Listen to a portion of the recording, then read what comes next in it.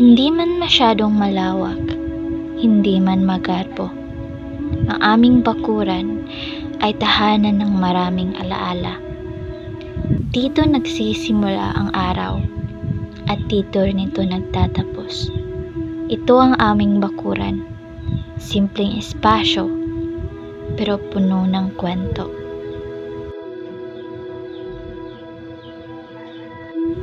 Sa bawat sulok ng aming bakuran may buhay. May mga halamang inalagaan ni nanay katulad ng gumamela, San Francisco at minsan palmera. Kapag umuulan, sumasayaw ang mga dahon. Kapag maaraw naman, tila nakangiti ang mga bulaklak. Dito ko unang natutong magtanim at dito ko rin natutunang maghintay. Dahil ang paglago, hindi minamadali. May mga bisita rin kami, si Muning ang pusa, mga manok at minsan ipon. Minsan may mga paru-paro, minsan din langgam. Tahimik ang aming bakuran, pero laging may galaw. Parang buhay. Hindi laging maingay, pero laging gumagalaw.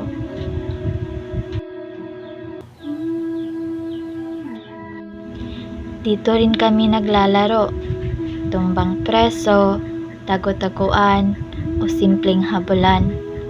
Minsan may sinampay, minsan may kalat. Pero kahit magulo, ito ang lugar kung saan kami malaya. Dito kami nagtatawanan, nag-aaway, nagkakapati.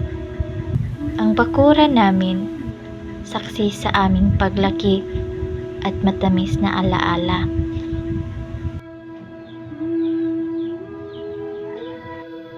Sa isang sulok, may puno ng mangga. Dito ako natutong umakyat, tanaw ang buong bakod. Dito rin kami nagkukwentuhan habang namimitas. Ang punong ito ay saksi sa bawat halakhak at asaran. Dito kami natutong magpahinga. Dito lumago ang aming pagsasamahan.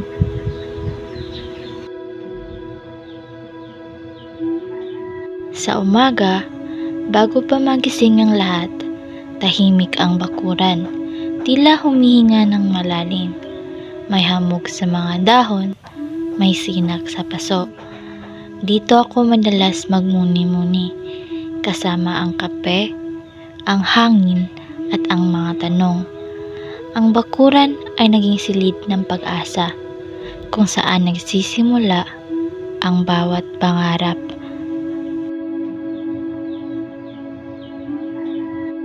Pagkatapos ng kape, minsan may pagsusulat, isang notebook, ballpen at damdaming gustong ilahad.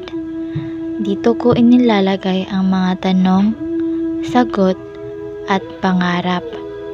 Minsan tula, minsan listahan ng gagawin. Ang bakuran ay naging pahina, kung saan ang bawat umaga ay may bagong simula.